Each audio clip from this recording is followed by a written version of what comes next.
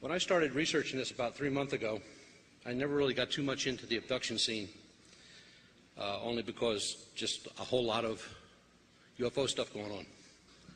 Spending most of my career in law enforcement, I can tell you that through the National Crime Reporting System, which is done by the FBI, every month, every crime that's committed, whether it's stealing somebody's bicycle or committing a murder, is reported by every police department, state, local, federal, in this country. These numbers may sound astounding, but I just checked them before I came here tonight to make sure that they were still up. In 1 year in the United States, there are approximately 250,000 people abducted or missing. In the world, 2.5 to 2.7 million people are abducted or missing. Now, to ease that number back, approximately 95% of these people are found. They are runaway children, which encompasses about 70% of that number. Spousal abuse, the guy that wants to see that the grass is greener on the other side, murder, ransom, and just outright foolishness. 30,000 of that number every year are never found, ever. No man, woman, child. 30,000 is the number that disappear off the face of the earth every year. I went back to 1990. It's a lot of people. A lot of men, women, and children. Some of the abduction cases that I've read are truly unbelievable. At the same time, fascinating.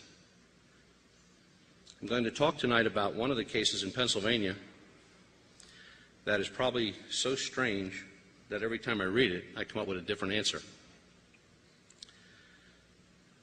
My forte in law enforcement was homicide investigation. So I know what I'm reading. In 2002, August 6th to be exact, a gentleman by the name of Todd Cease was abducted. And the headline read, Todd Cease was abducted and murdered by aliens on Montour Ridge in Northumberland County, Pennsylvania. Todd Cease, a 39-year-old white male, lived at the base of Montour Ridge in Northumberland County, married, father of two boys. Got dressed one morning early and jumped on his ATV and decided he was going to take a ride up to Montour Ridge to spot early season deer. Told his wife he would be back by noon. Noon came and went. 2 o'clock, his wife notified the police department. Search team was organized immediately. They found his four-wheeler at the top of the ridge. They had cadaver dogs and search dogs, state police, approximately 200 volunteers altogether. They had divers go into the pond on his property, dive the pond, search the bottom of the pond. Pond is located about 25 yards from the house. The only thing they did find was one of Todd Cease's shoes, about 78 feet in the air in a tree. Police questioned, of course, people in the area, and it's kind of a rural farming community, so it's like, you know, a couple living places where people really have real homes, and there's like 6 farms and a home. And some farmers at a farm 2 miles away from the residence said that they saw what they believed to be a tube-shaped object above the tree line and power line, and a beam projecting down from it, and something being lifted up into the craft. They couldn't describe what it was. The search continued throughout the day. They searched 6 square miles of Montour Ridge. All they found was the ATV and Mr. Cease's one boot in the tree. They called it a night, started all over the next morning, and later on in the afternoon, in a thicket of bushes 25 yards away from the house at the pond, somebody sees something white. Now, these people have been marching past this site for almost 2 days. 30-some hours. Nobody has seen anything in that area. But at this time, they see something white. Firemen, of course, start digging into it. It's a very heavy brush. They've got to cut into it with axes and power tools. And they finally find Todd Cease. Todd Cease is in his underwear. He is pale white. He's emaciated. Remember, this takes place in August. Had he been out there for the time of death, which the coroner ruled at 36 hours, he would have been bloated beyond belief. There was no livor mortis, no rigor mortis on the body, nothing but a few scratches from the bramble bushes in which he was entangled. 3 feet away from his body was that of a dead rattlesnake, same time of death. Mr. Cease was not bitten by the rattlesnake. The body was described by people at the scene as his hands were up like this, and he had a look of horror on his face. He also had 1.5 inches or 1 centimeter burn mark on his left temple. The body was removed without a coroner on the scene. Pennsylvania law requires that if your head is laying over there and your body is laying over there, I, as a police officer, cannot pronounce you dead. I have to have a coroner. That is law. Nobody can pronounce you dead but a coroner, no matter how many pieces you came in. The body was removed to Fort Indiantown Gap. Nobody from the family was allowed to view the body, and nobody viewed the body even before it was interred.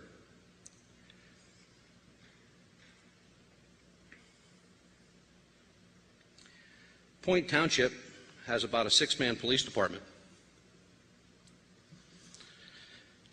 Their statement after all this took place was that Todd Cease's information on how he died would be forthcoming in about 6 to 8 weeks, and that's when the people could have the body back, the family. Toxicology had to take place. They wanted to know what was in the blood, what happened. Was there any foul play, which they kind of ruled out.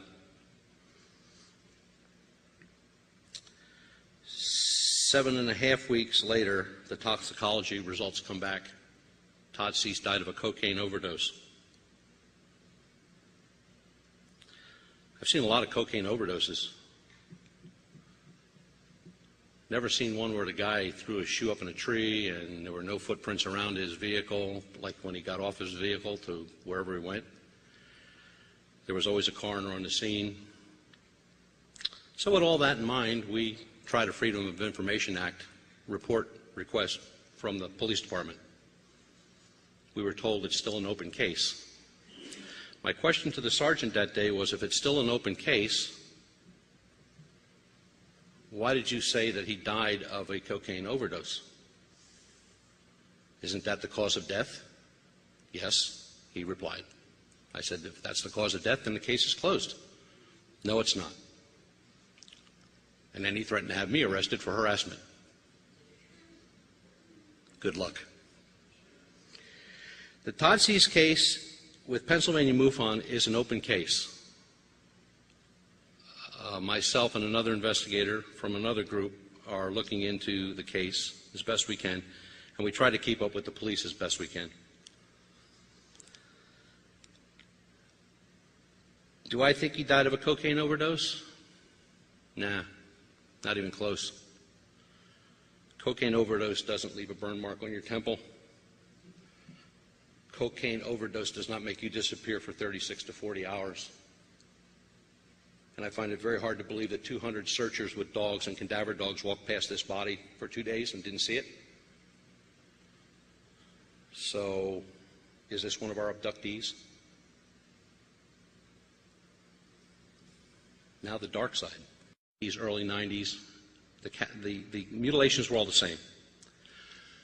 The eyes are removed, parts of the jaws are removed, inner ears are removed, tongue, inner throat removed, anal area cored out, sexual organs removed, and some intestinal and respiratory organs also removed. In 1956, we got the first report of a human victim, the same type of mutilation. It was Master Sergeant Lovett, United States Air Force, stationed at Holloman Air Force Base in New Mexico. And he, along with his colonel, went downrange to pick up some missile parts from a shot that they had that morning. The colonel's on one side of a little sand mound, and sergeant's on the other side, and the colonel hears the sergeant screaming, so he runs up over the sand dune in time to see the sergeant being drug off by his leg with something like a cable wrapped around his leg and being pulled into a saucer type ship. The colonel immediately jumps back in his jeep, heads back to headquarters, tells them what happened, and they immediately place him under arrest for murder.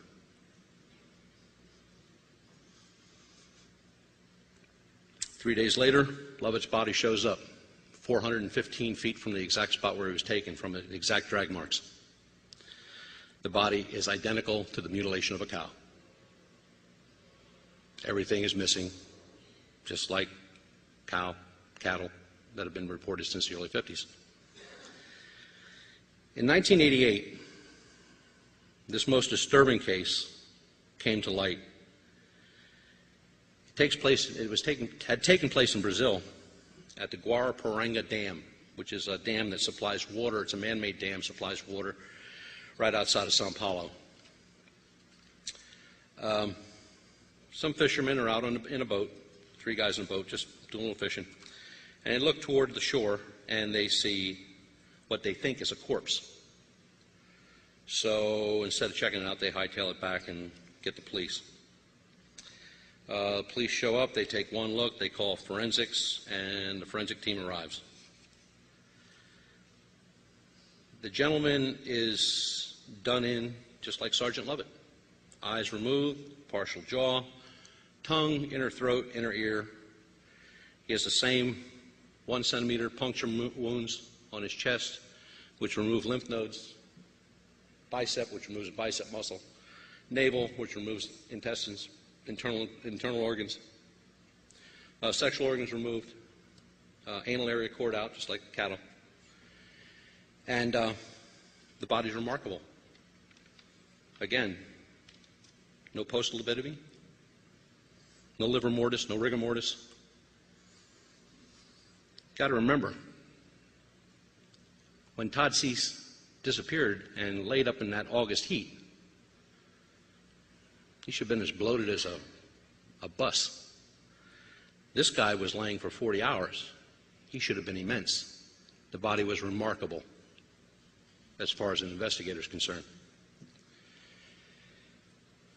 In all cases that I'm talking about here, the carcasses show no blood. The blood has been drained from the carcass, whether human or cattle. All the sensory organs are missing. And from what is gathered from the autopsies, it's some type of a sucking device that has some sort of a laser tip that makes the hole, cauterizes the wound, and then does whatever it does.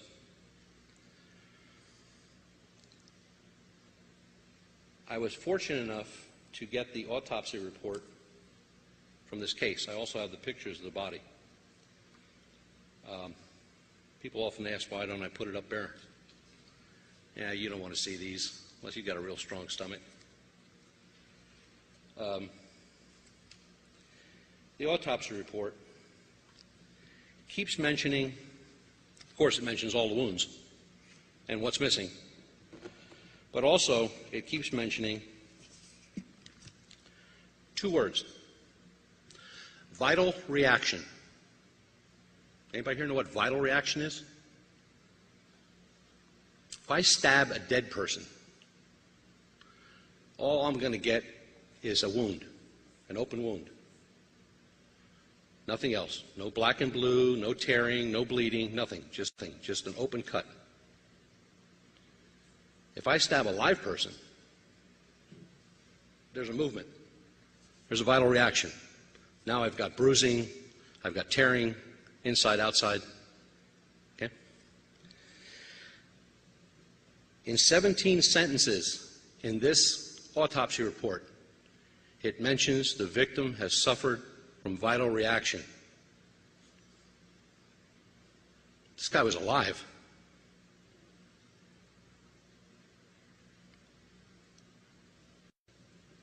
In 17 sentences in this autopsy report, it mentions the victim has suffered from vital reaction. This guy was alive.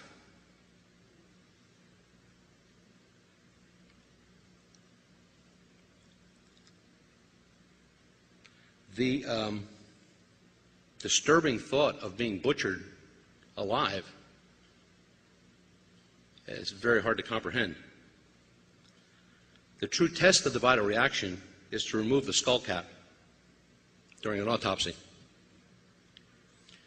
When the skull cap is removed and the brain is exposed, a vital reaction to a forensic scientist or a doctor, you would see a hematoma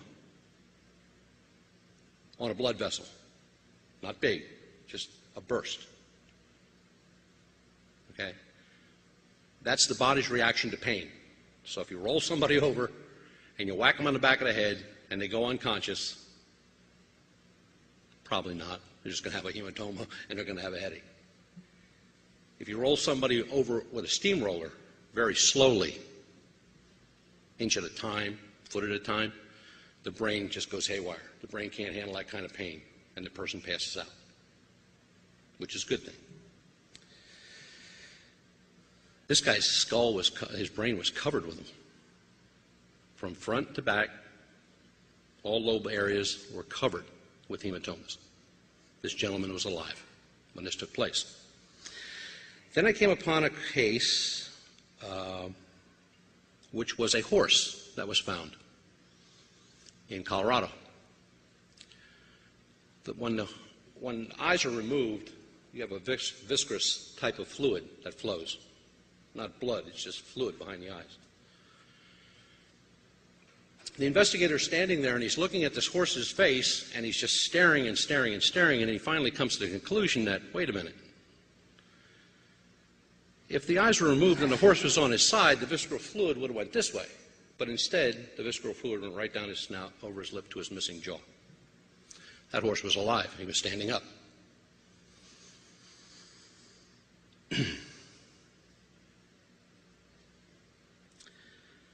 Dr. Lear, sure you've heard of Dr. Lear, the guy that finds all the little transmitters and stuff under people's skin. Mentioned some cases in LA and California that he was involved in early on in his career, which got him really involved in the UFO phenomenon and abduction and what he studies now, which is the placing of radio transmitters in people. Thought for years that cattle work wasn't the only thing that was being mutilated out there. There's a couple more quick cases that I found. Can't get a whole lot of information on them, but I'm trying. There was a case in 2005 is the latest, and that took place in Egypt, Beni Mazar region of Cairo, where 3 families, men, women, and children, were all found, murdered and mutilated in the same fashion. Youngest being 3 years old, oldest being 47 years old. The local police were quick to blame it on a retarded man who lived 200 miles away and had no way of getting to that scene. He's paraplegic. But when you got to come up with somebody, just come up with somebody. Then there's 2 cases that come out of the Vietnam era, and there was enough horror to come out of the Vietnam era to last a lifetime. One just came to light where a United States naval combat photographer was assigned to the base at Da Nang and was called to go along with a rescue team to check out the crash of a B-52.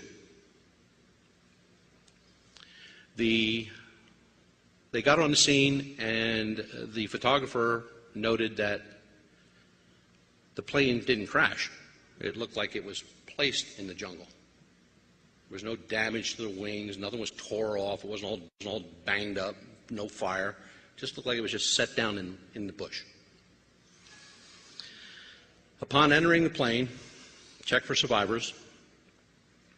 All 5 crew members were found strapped in their seats, mutilated, just like cattle. The report went back to their headquarters in Da Nang, who sent out a MACSOG unit, which quickly white phosphorused the whole plane and burned it to the ground. That team was taken back to Da Nang, and they were interrogated with the use of sodium pentothal. This happened a long time ago. This guy just remembered it a couple months ago. So I'm sure we're going to hear from other people that were on that team. And another case that was remarkable was a Black Ops unit was operating in Cambodia. They're coming down the Kokoda Trail, or what they called the Kokoda Trail, which did not exist in Vietnam, by the way. And they came upon 8 aliens, who they described as small gray creatures, loading body parts from a firefight into small containers. The second firefight broke out. We won. They lost. The bodies of the aliens and the body parts from the firefight were all recovered, and that's the last we ever heard of it, and that's the last anybody will ever hear of it. The government took over. Does the government believe in abduction? Absolutely not. People who have been abducted are just losing their mind. I've read some pretty credible cases, and I've talked to some pretty credible people. Am I a believer? Absolutely. Do I feel that they're out there for more than one purpose? Look, if they're going to experiment on us, they've been here for what? Thousands of years? Do you think they would have done it by now? What are they doing now? We know they're here. We want to know why they're here. What's their purpose? Why are we losing 30,000 people a year? Why are people with abduction shunned? In ufology, you know, if ufology is the Cadillac, abductions are the Chevy. Nobody really wants to know. They don't want to know about the Paranga case. They don't want to know about any cases in Vietnam or people being mutilated in Egypt. But it gets even better. We have a case in Colorado, very recent. And this investigator ain't letting go. He's also an ex-police officer and a MUFON chief investigator. He's called the scene of a car accident. MUFON does not go to car accidents. I've done enough of those. He gets there and the police officer says, we can't find the body. But somebody said that they saw something over the hill here and it looked like a UFO, and that's why we called you. So old Joe, the investigator, trots up over the hill and he finds the body. Mutilated. 19-year-old victim. Identical to every case that we've seen so far. How many people here believe in abduction?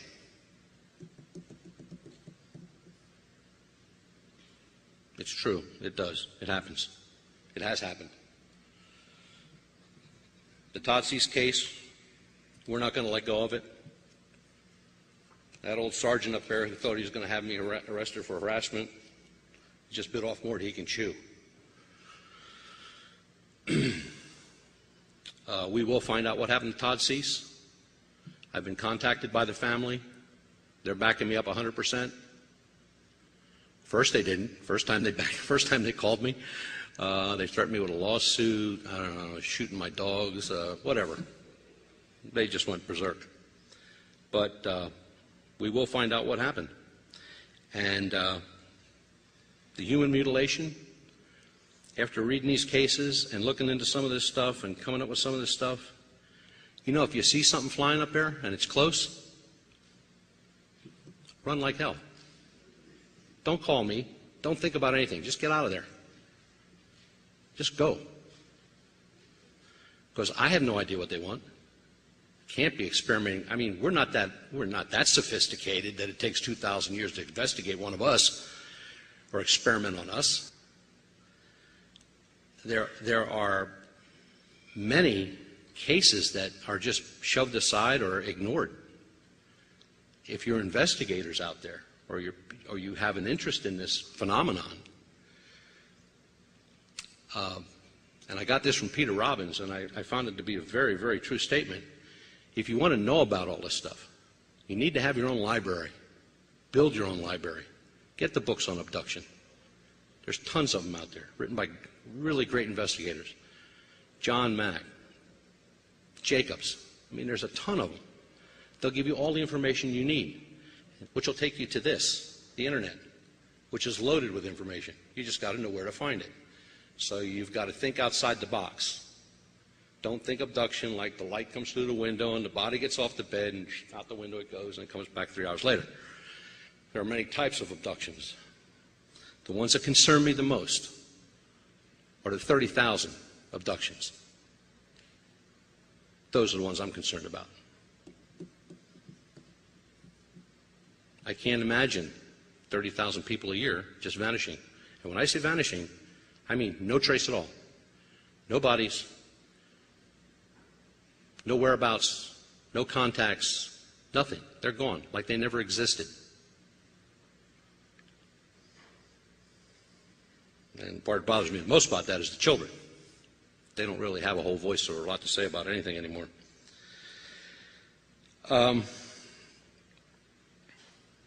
There are not that many cases in Pennsylvania that we've encountered with abduction. And I think the reason of that being most people are distrusting. You know, somebody's going to tell me something, I'm going to call the newspaper. Not happening. I'm not a real newspaper guy. Matter of fact, I've been dead 3 times because of newspapers. They don't get anything right. I would never turn over anything to a newspaper. We have a Contact Us section on our homepage, which is www.pamufon.com. Last page says Contact Us. You put something in there that you need me to look at, or you want me to look at, or you want to tell me about, that comes direct to me. It goes to nobody else. My number, my website, and my personal email address is right there. You can get me in a matter of minutes, and you'll get a call back very shortly. The abduction phenomenon is getting stronger, larger, all the time. There seems to be no let-up. Worldwide, like I said, 2.5 million people a year. What about all the countries that don't report those statistics, like Zambia, Angola, all those third world countries that they don't report anything? So how many more people do we add? I did a statistical check to see on the percentage of change year to year since 1990. High points of abduction were 91, 95, 2001. On average, you get a 1 to 2% increase every year or decrease, one way or the other. In those specific years, you had a 10, 12, and a 14% increase. So now what we need to do is we need to go back and look at the UFO sightings in those areas for those years and see if they increased. It's the only way we can put this together. But like I said, if you see one, run.